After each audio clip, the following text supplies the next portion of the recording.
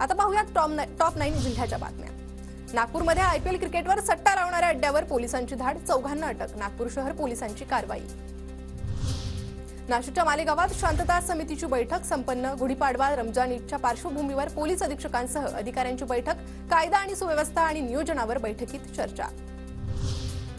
नाशिकच्या मालेगावात निवडणुकीच्या नियोजनासाठी आढावा बैठक। कामात अप्रामाणिकपणा करणाऱ्यांची गय करणार नाही। बीएलओंच्या बैठकीत तहसीलदारांची अधिकाऱ्यांना तंबी।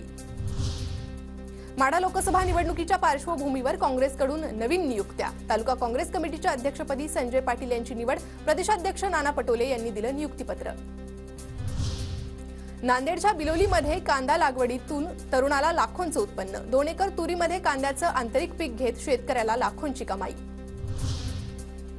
रत्नागिरीच्या खेडमधील 7 गावांमध्ये पाणी टंचाई। टँकरसाठी 13 वाड्यांची ग्रामपंचायतीला अर्ज।